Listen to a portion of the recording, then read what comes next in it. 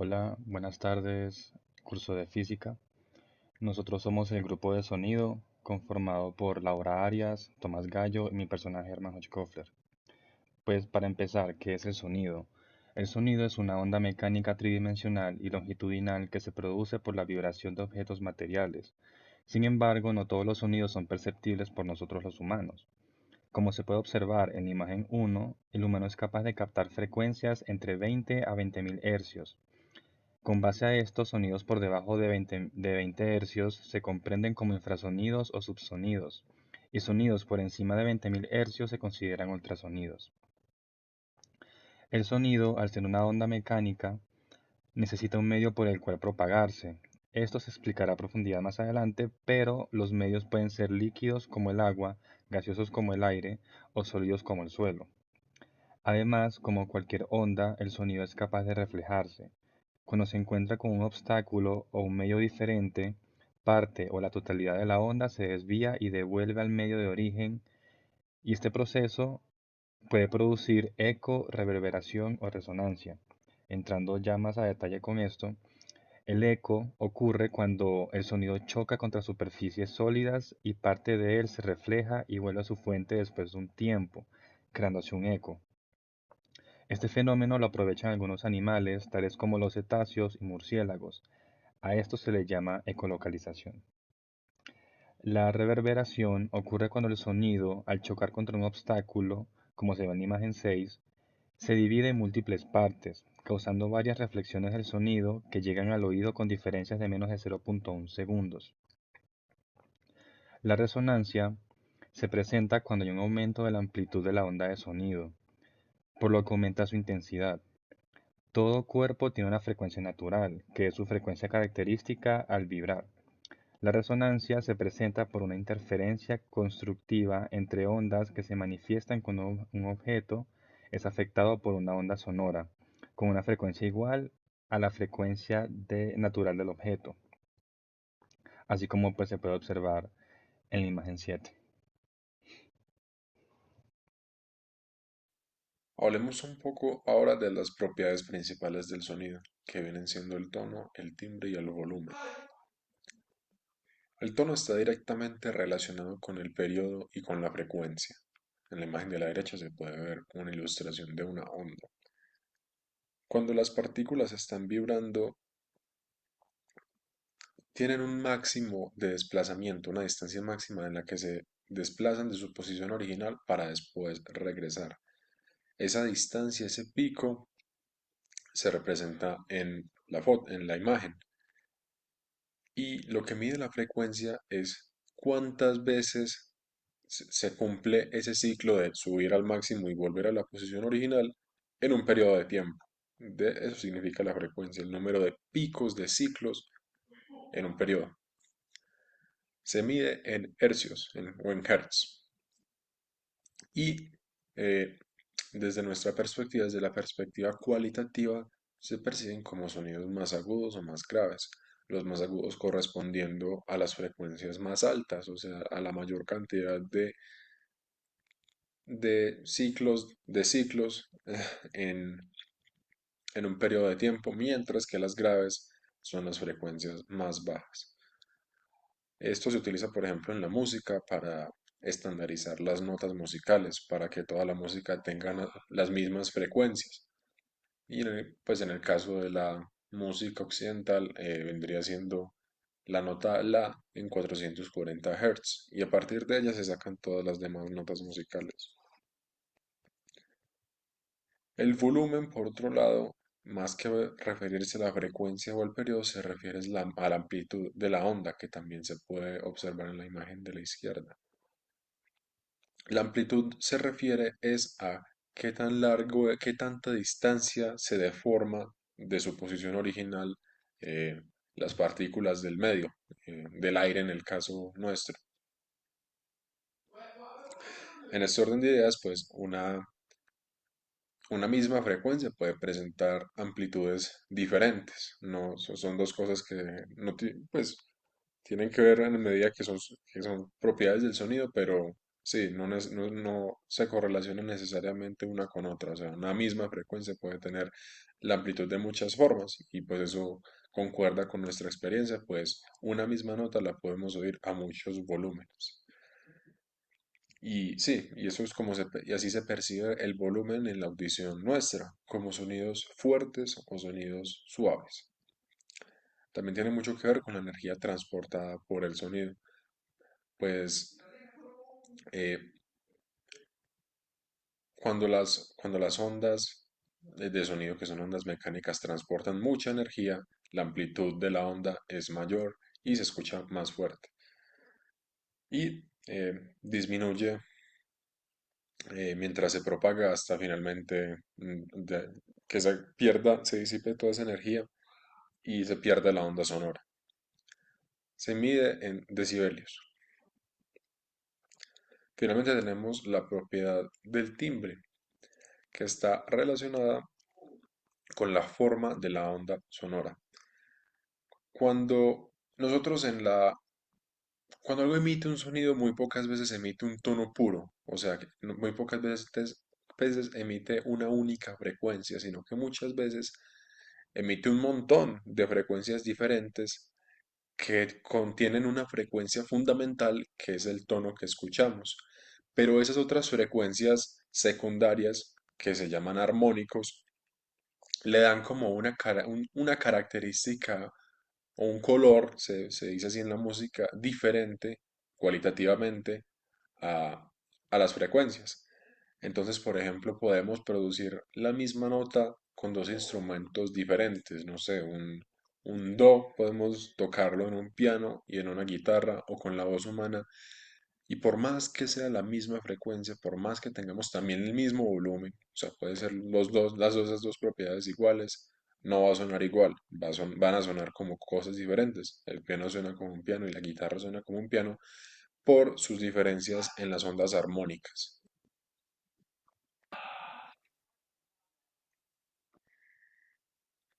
La propagación del sonido.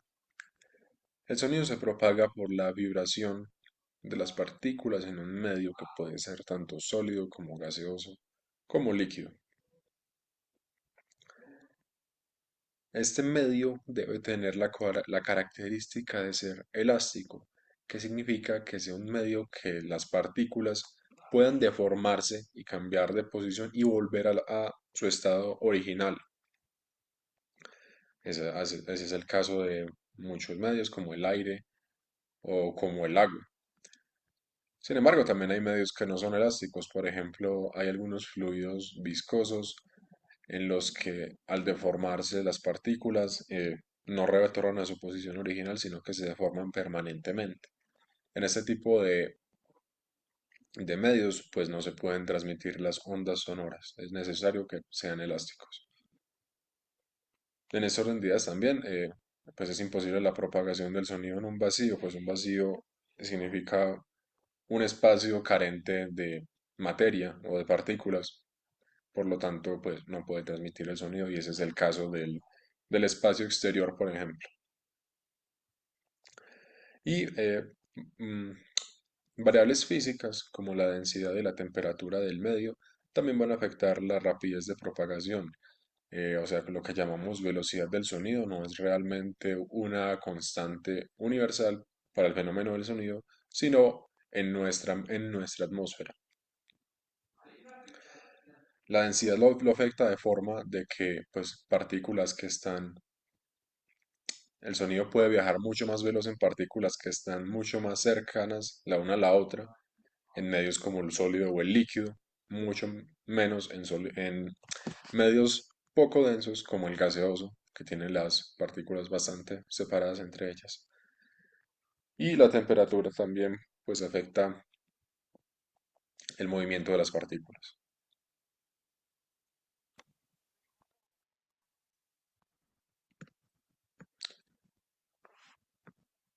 Percepción del oído o del sonido. Esta, este esquema es más que todo basándose en la anatomía de los mamíferos, puesto que otros grupos animales tienen diferentes sistemas de audición, que los veremos un poco superficialmente después, pero nos centraremos en el de los mamíferos. Generalmente empieza por una aurícula u oreja, cuya función es direccionar las ondas del sonido hacia el conducto auditivo y de esta forma que se oigan bien amplificadas y que penetren bien al tímpano. El tímpano, la función que tiene es convertir las ondas de presión del aire sonoras a vibraciones mecánicas. Estas vibraciones mecánicas son transmitidas a los osículos del oído medio, que son el martillo, el yunque y el estribo. Estas amplifican y transmiten el sonido al oído interno. En el oído interno está la cóclea, que es una estructura llena de fluido y convierte estas vibraciones mecánicas eh, en ondas de fluido. Dentro de la cóclea están los órganos de Corti, que es donde se encuentran las células pilosas, que transducen esas ondas mecánicas de energía a señales eléctricas, a impulsos nerviosos, que a partir del nervio coclear se llevan a la corteza auditiva, donde son procesadas estas señales, lo que nos permite la percepción y el entendimiento del sonido. En esta imagen se puede ver un poco de los diferentes órganos auditivos de diferentes grupos animales. Está el de los mamíferos con la anatomía general que les acabo de mostrar y con un poco una tabla con los rangos de frecuencias que se pueden escuchar. Los anfibios, por ejemplo, carecen del oído externo, que no tienen aurícula, sino que directamente tienen la membrana timpánica expuesta y tienen un solo hueso del oído medio.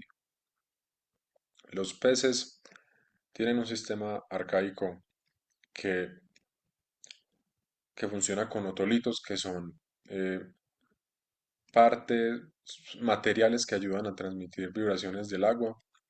Los invertebrados usan órganos en sus patas, llamados órganos timpanales o mecanorreceptores, que en vez de capturar las vibraciones del aire como hacemos nosotros, directamente perciben las vibraciones de la superficie donde están parados, como puede ser el suelo o troncos de árboles, cualquier superficie. E inclusive las plantas tienen unas estructuras arcaicas que les permiten responder a estímulos sonoros que se llaman los canales mecanosensitivos. En aplicaciones biológicas tenemos la bioacústica y la ecoacústica.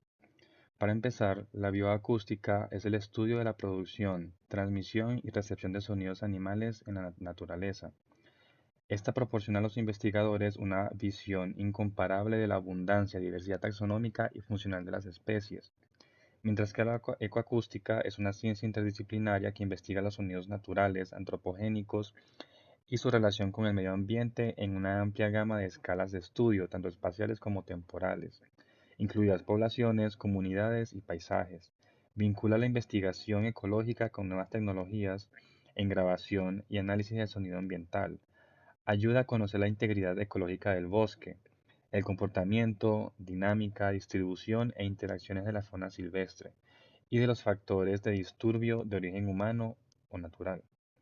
Ambas disciplinas se combinan con conocimientos del análisis del paisaje sonoro, la inteligencia artificial, el aprendizaje automático, la ecología de comunidades, la biogeografía y la biología de la conservación.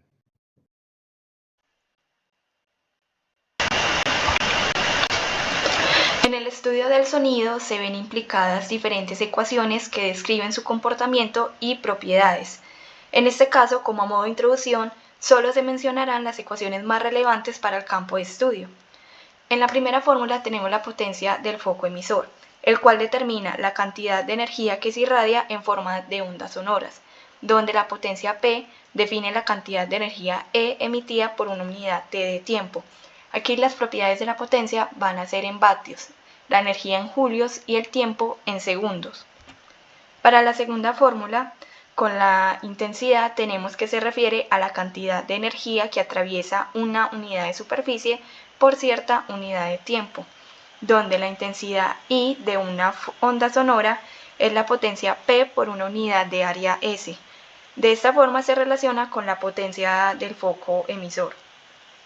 S viene siendo el área de frente de una onda esférica y el área de una esfera se calcula como 4pi radio al cuadrado, siendo radio la distancia de la onda al foco, quedando la fórmula como la potencia dividiendo 4pi radio al cuadrado.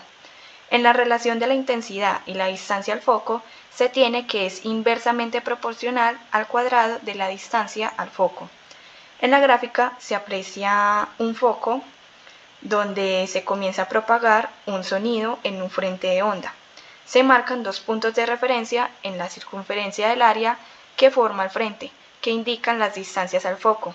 Aquí se demuestra que la intensidad 1 se reparte en la superficie, siendo mayor en radio 1 y menor en radio 2, mientras la potencia del foco será constante en todo momento. Con la atenuación tenemos que la intensidad al repartirse en la superficie va a tender a disminuir a medida que se va alejando más de su fuente al tiempo que va ganando más unidad de superficie. La energía en este caso, por la ley de la conservación, va a ser mucho más baja. Por lo anterior mencionado, se tiene que la intensidad es inversamente proporcional al cuadrado de la distancia al foco. En modo de expresarlo de manera matemática, tenemos dos diferentes intensidades debido a una mayor área de propagación, donde P es constante porque la potencia del foco no varía. Al dividir estas ecuaciones se obtiene la relación entre las intensidades y las distancias al foco.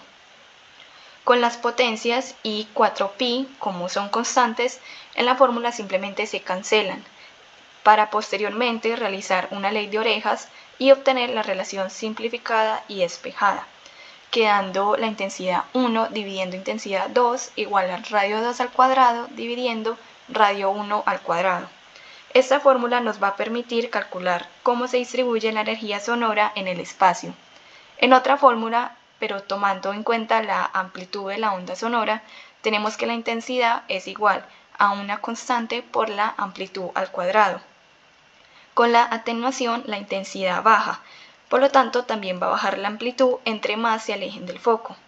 De la misma manera, al dividirse las ecuaciones de dos diferentes puntos, se obtiene la relación entre las intensidades y sus puntos del frente de onda y los cambios en la amplitud. Aquí, juntando las ecuaciones 1 y las ecuaciones 2, podemos ver la relación entre la distancia al foco y la amplitud, dando por hecho que la amplitud es inversamente proporcional a la distancia al foco, quedando la relación como amplitud 1 sobre amplitud 2 igual a radio 2 sobre radio 1. En la gráfica podemos ver cómo una onda inicia su propagación por cierta distancia r y cómo a lo largo de esa distancia, al alejarse más del foco, la amplitud va a ir disminuyendo de poco a poco. Para la fórmula número 3 tenemos el nivel de intensidad, también conocido como la sensación sonora, que es una medida que describe qué tan fuerte es un sonido con un nivel de referencia, utilizando la unidad de decibelios. La intensidad se relaciona con la amplitud, donde un sonido más fuerte o de mayor volumen va a tener una mayor intensidad y una mayor amplitud de onda, por lo que va a transportar una mayor cantidad de energía, al contrario de cuando el volumen disminuye durante la propagación de la onda. La fórmula queda como B es igual a 10 multiplicando al logaritmo que divide la intensidad sobre la intensidad umbral. Aquí B es el nivel del sonido, la intensidad I dividida por la constante de la intensidad del umbral mínimo, que tiene un valor de 1 por 10 a la menos 10 vatios sobre metros cuadrados. Esto porque es lo mínimo que el ser humano puede escuchar. Cabe resaltar que puede haber cierta dificultad con la fórmula. Por ejemplo, si se necesita despejar la intensidad I de esta fórmula, tenemos que 10 pasa dividiendo a B, quedando igualado al logaritmo de la intensidad sobre la intensidad umbral. Posterior a esto, empleando las definiciones del logaritmo, se pasa al otro lado como 10 elevado a B sobre 10, que iguala a la intensidad sobre la intensidad umbral. Ya en esto solo nos queda despejar la intensidad, quedando la fórmula como la intensidad igualada a la intensidad umbral por 10 elevado a b sobre 10. Para la fórmula número 4 tenemos que esta se encarga de explicar el fenómeno mediante el cual la energía de una sonda sonora es absorbida por un material al interactuar con él, haciendo que la intensidad disminuya. En el diagrama podemos ver que una onda que interactúa con un muro de espesor X, que este lo absorbe parte de la intensidad. Qué pena.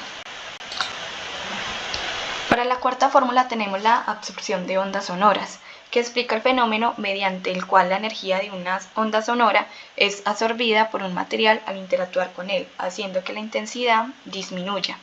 En el diagrama de arriba tenemos como una onda interactúa con un muro de espesor X. Este muro va a absorber parte de la intensidad del sonido. Entonces tenemos que una intensidad de entrada que va a interactuar con el muro, este va a absorber cierta intensidad y luego va a salir una intensidad de salida mucho menor a como estaba inicialmente. La absorción depende del grosor del muro y de sus propiedades que están dadas por un coeficiente de absorción gamma. La fórmula queda expresada como la intensidad de salida igualada a la intensidad de entrada por Euler elevado a menos gamma por X. Hay que tener presente en este caso que cuando hay un número elevado, las propiedades se van a anular, por lo que las propiedades en este caso van a quedar como voltios sobre metro al cuadrado. Una forma de emplear esta fórmula, por ejemplo, para despejarla en el caso de que nos pidan encontrar X, puede ser aplicando logaritmo natural para cancelar el logaritmo natural de Euler y dejando solo a la gamma pasando a dividir al otro lado, quedando la fórmula para X logaritmo natural de intensidad de salida sobre la intensidad de entrada dividiendo menos gamma. Para la quinta fórmula tenemos la rapidez del sonido, en donde el sonido requiere de ciertas partículas del medio que vibren y transmitan la energía, por lo que necesitan de medios elásticos capaces de deformarse cuando se aplica una fuerza para su propagación. Entre más cerca estén las partículas del medio, más rápido se va a propagar. Esto explica por qué el sonido se propaga más rápido por un sólido que por un gas. Dos factores adicionales que influyen en la rapidez de la propagación del sonido son la densidad y la temperatura. La densidad es la cantidad de masa que ocupa una unidad de volumen y la temperatura provoca que la velocidad sea mayor, por lo que la transmisión de la vibración se da en menos tiempo, aumentando así la propagación. La velocidad del sonido varía mucho en distintos medios. En general, la ecuación de la velocidad de una onda mecánica en un medio depende de la raíz cuadrada de la fuerza de restitución que vuelve el sistema al equilibrio sobre la inercia que se opone al retorno al equilibrio.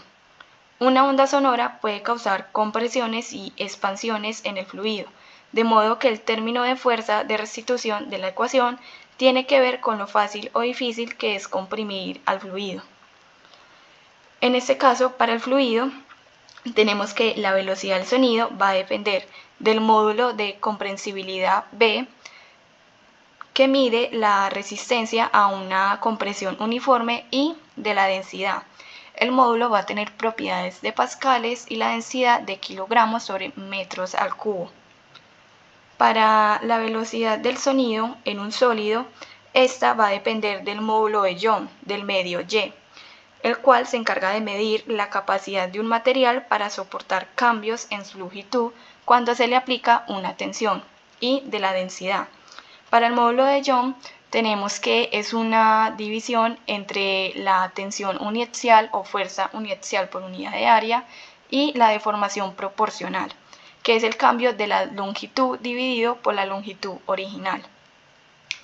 En un gas ideal vamos a tener que la ecuación va a depender principalmente de la temperatura y de la composición del gas. Tenemos que gamma va a ser el índice adiabático, que es una relación entre las capacidades caloríficas del gas, y R va a ser la constante universal de los gases ideales. También tenemos que la temperatura absoluta va a ser en grados Kelvin y la masa va a ser la masa molar del gas. Reuniendo lo anterior mencionado, la velocidad del sonido va a depender de la densidad del material y la densidad va a depender de la temperatura. Con esto existe una relación entre la temperatura en un medio determinado y la velocidad del sonido en el medio, dando como resultado una fórmula simplificada, donde 331 es la velocidad del sonido en el aire a 0 grados, 273 es una temperatura constante en escalas de Kelvin, y T es la temperatura en grados centígrados.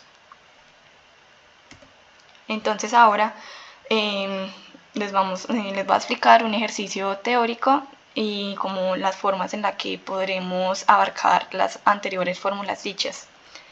Para este ejercicio tenemos que un perro ladra con una potencia de 2 milivoltios. Entonces, en la primera pregunta, si este sonido... Bueno, ahora les traemos un ejercicio teórico para entender mejor cómo se utilizan las anteriores fórmulas mencionadas. En este caso, tenemos que un perro ladra con una potencia de 2 milivoltios. Como primera pregunta, nos están pidiendo si este sonido se distribuye uniformemente por el espacio, ¿cuál es el nivel de intensidad sonora a una distancia de 5 metros? Como me están preguntando por el nivel de intensidad, vamos a utilizar la fórmula de B, que es 10 por logaritmo dividiendo la intensidad sobre la intensidad umbral mínima. Pero, en este caso, seguimos teniendo una incógnita que es la intensidad, por lo que tenemos que hallar primeramente la intensidad para ya posteriormente hallar el nivel de la intensidad. En la fórmula de la intensidad tenemos que es potencia sobre 4pi radio al cuadrado. Entonces tenemos que la potencia va a ser los 2 milivoltios que está ladrando el perro, pero la potencia se utiliza en voltios, no en milivoltios, por lo que hay que hacer un factor de conversión y dividiéndolo por 1000 nos quedaría 2 por 10 a la menos 3, dividiendo 4pi, 5, que es la distancia, elevado al cuadrado. Eso nos da 6.37 por 10 a la menos 6 vatios sobre metros al cuadrado. Ahora sí, ya teniendo la intensidad, podemos hallar el nivel de la intensidad.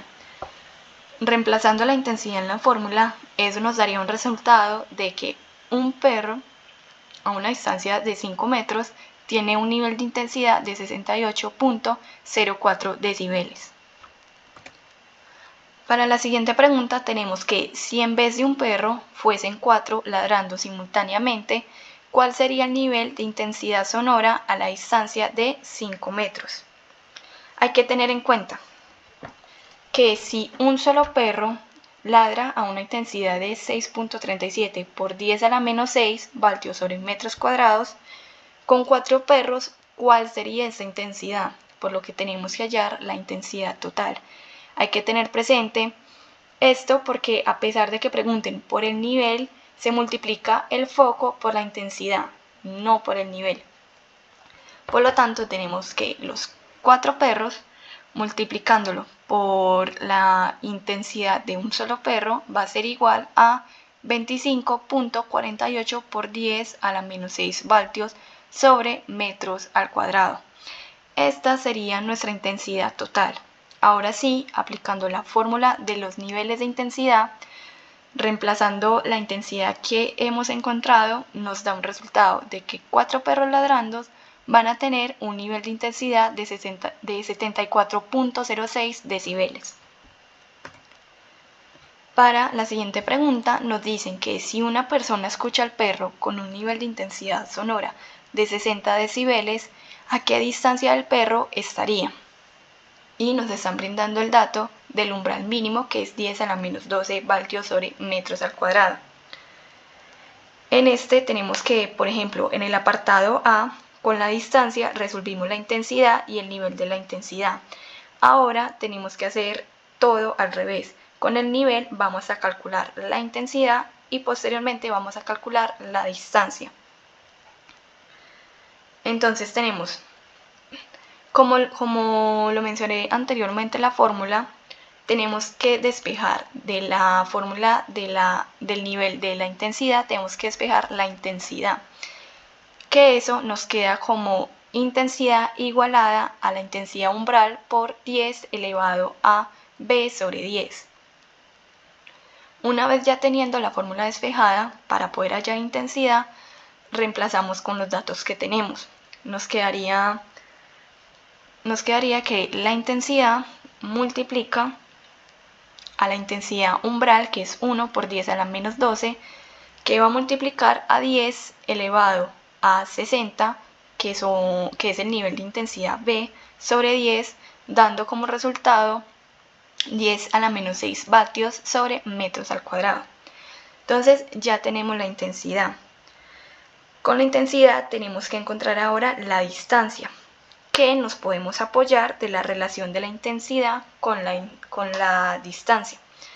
Teniendo la fórmula número 1, si se acuerdan de ella, de la primera parte, tenemos que la relación es intensidad 1 sobre intensidad 2 igualado a radio 2 al cuadrado sobre radio 1 al cuadrado. Aquí, como nos están preguntando, pues, mejor dicho, nos van a preguntar radio 2 al cuadrado, es la incógnita que vamos a despejar. La fórmula despejada nos quedaría la intensidad 1 por radio 1 al cuadrado sobre intensidad 2. Como el radio 2 al cuadrado está elevado, lo pasamos al otro lado quedando como una raíz que va a tener la intensidad 1 por radio 1 al cuadrado dividiendo la intensidad 2. Reemplazando con los datos que tenemos, nos queda la raíz de 6.37 por 10 a la menos 6 por 5 al cuadrado dividiendo 10 a la menos 6, lo que nos da un resultado de 12.62 metros. Y bueno, eso ha sido todo. Estas son nuestras referencias y muchas gracias por escucharnos. Finalmente, nuestro experimento consistió en la utilización de copas de vidrio y agua para generar diferentes frecuencias de sonido y alternando las frecuencias dependiendo de la cantidad de agua que se le agregue a la copa de vidrio. Esto parece que ocurre porque a la hora de pasar el dedo humedecido para que no haya fricción alrededor de los bordes de la copa, se logra generar una vibración a ella a una frecuencia que es perceptible para nuestro oído. Los lados de la copa transmiten la vibración al aire alrededor, lo que crea la onda sonora con la frecuencia específica.